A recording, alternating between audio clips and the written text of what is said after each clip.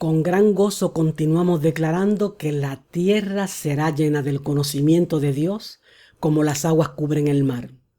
Qué bueno es volver a estar juntos una vez más para continuar el estudio cronológico de la Biblia. Sean todos bendecidos en este día. La lección de hoy se titula Israel bajo los jueces y los reyes. Esta lección abarca el periodo comprendido por Josué, los jueces y los reyes de Israel de manera panorámica. Los israelitas habían vagado por el desierto durante 40 años y toda la generación que se negó a creer en el Señor había perecido en el desierto.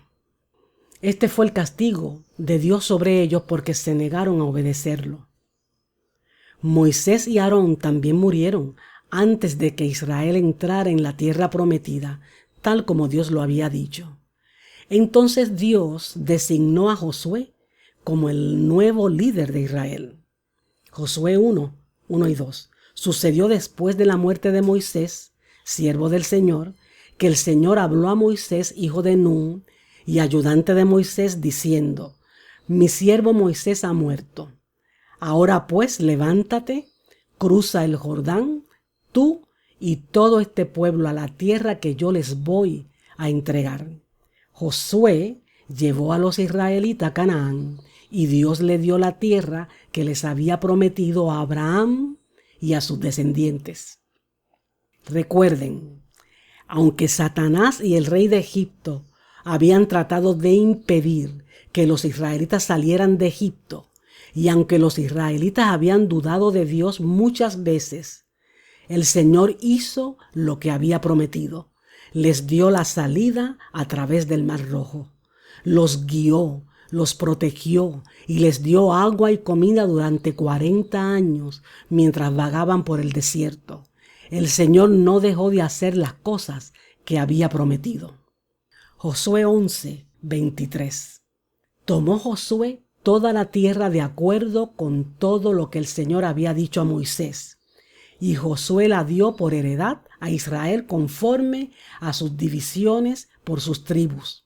Y la tierra descansó de la guerra. Antes de morir, Josué les dijo a los israelitas, Josué 23:14, He aquí, hoy me voy por el camino de toda la tierra, y vosotros sabéis con todo vuestro corazón y con toda vuestra alma que ninguna de las buenas palabras que el Señor vuestro Dios habló acerca de vosotros ha faltado. Todas han sido cumplidas, ninguna de ellas ha faltado. Mientras Josué vivió, los israelitas se acordaron del Señor. Pero después de la muerte de Josué y de la generación que había visto los milagros del Señor en el desierto, los israelitas se olvidaron del Señor. Ellos siguieron los caminos de las naciones que no conocían al Dios vivo y verdadero, ni habían oído su palabra. Hicieron ídolos y los adoraron en vez de adorar al Señor. En lugar de confiar en Dios, en la tierra prometida, adoptaron las prácticas idolátricas de los cananeos. Jueces 2:8-13.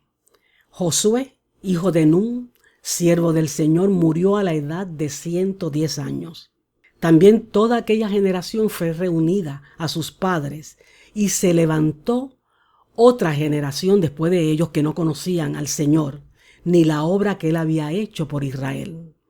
Entonces los hijos de Israel hicieron lo malo ante los ojos del Señor y sirvieron a los Baales y abandonaron al Señor, el Dios de sus padres, que los había sacado de la tierra de Egipto, y siguieron a otros dioses de entre los dioses de los pueblos que estaban a su alrededor.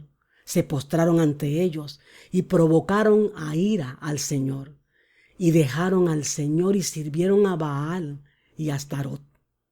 Satanás había engañado a estas personas para que pensaran que estaban adorando dioses vivos y verdaderos. Cuando las personas adoran a otro que no es el Dios vivo y verdadero de la Biblia, están adorando a Satanás. Satanás se disfraza, se esconde detrás de los ídolos y demás cosas que las personas adoran, del mismo modo que se disfrazó al usar la serpiente cuando habló y tentó a Eva. Satanás odia a Dios y no quiere que nadie lo adore. Satanás odia a las personas, no quiere que nadie confíe en Dios y sea rescatado de la muerte. El Señor castigó a Israel porque se olvidó de él y adoró ídolos. Dios permitió que las naciones de alrededor que los rodeaban y que odiaban a Israel los vencieran, los derrotaran, guerrearan contra ellos y los convirtieran en sus siervos. Jueces 2, 14 y 15. Y se encendió la ira del Señor contra Israel, y los entregó en manos de los salteadores que los saquearon, y los vendió en manos de sus enemigos alrededor, y ya no pudieron hacer frente a sus enemigos. Por donde quiera que iban, la mano del Señor estaba contra ellos para mal, tal como el Señor había dicho y como el Señor les había jurado, y se angustiaron en gran manera. El Señor les había advertido a los israelitas que esto iba a ocurrir si ellos lo desobedecían y si ellos no lo adoraban solamente a Él. Dios no cambia. No importa cuántos años pasen, Dios se acuerda de sus promesas, aún de sus promesas de castigar a los que no creen. Cuando Israel se arrepintió, es decir, estuvo de acuerdo con Dios sobre su pecado y le pidió ayuda al Señor, Él eligió a un hombre o a una mujer para guiarlos y rescatarlos de sus enemigos. Estas personas que Dios eligió para guiar a Israel se llamaron jueces. Pero una y otra vez los israelitas se olvidaban de Dios.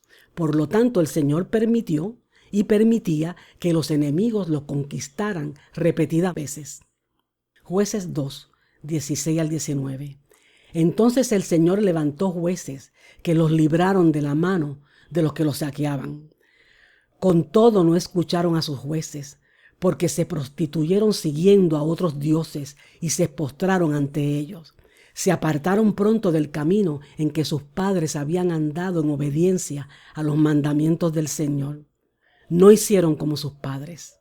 Cuando el Señor levantaba a los jueces, el Señor estaba con el juez y los libraba de la mano de sus enemigos durante la vida del juez, porque el Señor se compadecía por sus gemidos a causa de los que los oprimían y los afligían.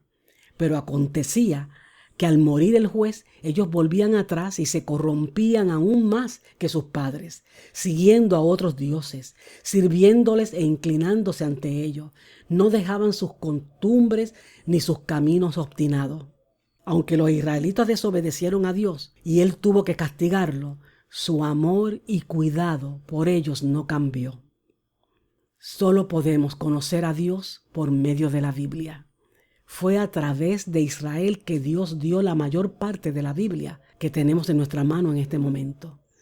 Dios usó a los israelitas para registrar su mensaje en la palabra de Dios en la Biblia. Considere esto. Dios preservó a Israel para que ustedes y yo pudiéramos aprender su palabra y la historia del libertador. Todos los hombres que Dios usó para escribir la Biblia, excepto uno, eran judíos. Nosotros tenemos la Biblia por medio del pueblo judío. Dios iba a enviar al Salvador a través de la línea de los israelitas para que todas las personas tuvieran un camino para ser salvas. Dios quiso que nosotros también escuchemos su palabra para que nos acerquemos a Él y seamos salvos. De todas las naciones del mundo, Israel es la más bendecida, porque su gobernante y rey era Dios mismo. Pero Israel rechazó a Dios y pidió un rey como el que tenían todas las otras naciones. Dios le concedió lo que pidieron, así que muchos reyes gobernaron a Israel. Pocos de ellos creyeron y confiaron en Dios. La mayoría no. La mayoría adoraban ídolos y llevaban al pueblo de Israel a pecar contra los mandamientos de Dios. A través de los años, los arqueólogos han descubierto muchísimas cosas que avalan los detalles de los reinos de los reyes. Se confirmó la ubicación de distintas ciudades. Se desenterraron objetos de cultos, ídolos, altares y otras cosas pertenecientes a esa época. Se encontraron los nombres de varios reyes inscritos en monumentos y tumbas. Los registros de comercio verifican los nombres de los gobernantes y los registros de guerras nombran batallas específicas que se mencionan en la Biblia.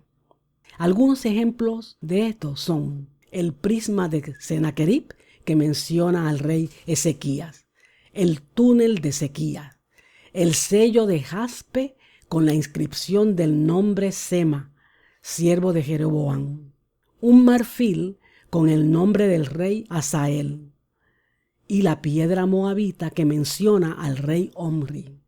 De todos los reyes, David fue el rey más grande y conocido de Israel.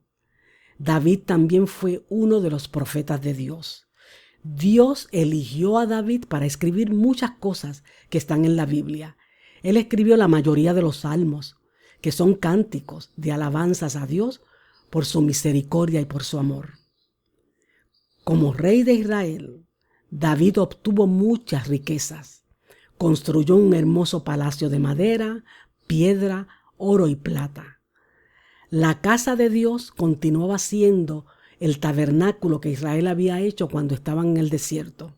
Por tanto, David planeó construir una morada permanente para el Señor. Dios envió al profeta Natán a hablar con David y sus propósitos. Segunda de Samuel 7, 12 al 17. Cuando tus días se cumplan, profetizó Natán, la palabra de Dios, y reposes con tus padres, levantaré a tu descendiente después de ti, le dijo el Señor, el cual saldrá de tus entrañas, y estableceré su reino. Él edificará casa a mi nombre, y yo estableceré el trono de su reino para siempre. Yo seré padre para él, y él será hijo para mí. Cuando cometa iniquidad, lo corregiré con vara de hombre, y con azotes de hijo de hombre. Pero mi misericordia no se apartará de él, como la aparté de Saúl, a quien quité de delante de ti. Tu casa y tu reino permanecerá para siempre delante de mí. Tu trono será establecido para siempre. Conforme a todas estas palabras y conforme a toda esta visión, así habló el profeta Natán a David. Dios le dijo a David la misma promesa que le había hecho a Abraham, a Isaac y a Jacob.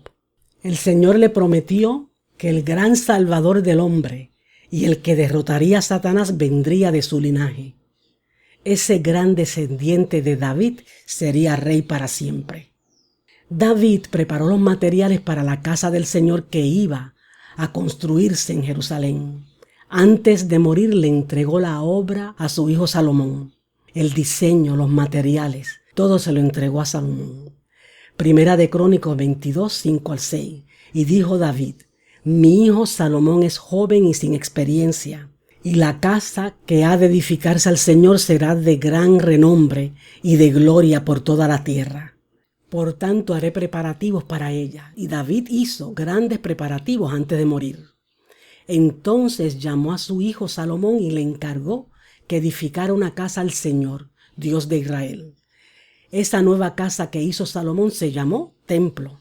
El templo tenía las mismas habitaciones internas, mobiliarios y las cortinas que el tabernáculo. Esta cortina era como un letrero que decía no entre, para todos, menos para el sumo sacerdote. Era un símbolo de la separación entre el Dios santo y el hombre pecador. Cuando dedicaron el templo, según dice Segunda de Crónicas 7, del 1 al 3, Salomón terminó de orar. Descendió fuego desde el cielo y consumió el holocausto y los sacrificios, y la gloria del Señor llenó la casa. Los sacerdotes no podían entrar en la casa del Señor porque la gloria, el Shekinah, la luz brillante del Señor llenaban la casa del Señor. Y todos los hijos de Israel, viendo descender el fuego y la gloria del Señor sobre la casa, se postraron rostro a tierra sobre el pavimento y adoraron y alabaron al Señor diciendo: ciertamente Él es bueno, ciertamente su misericordia es para siempre.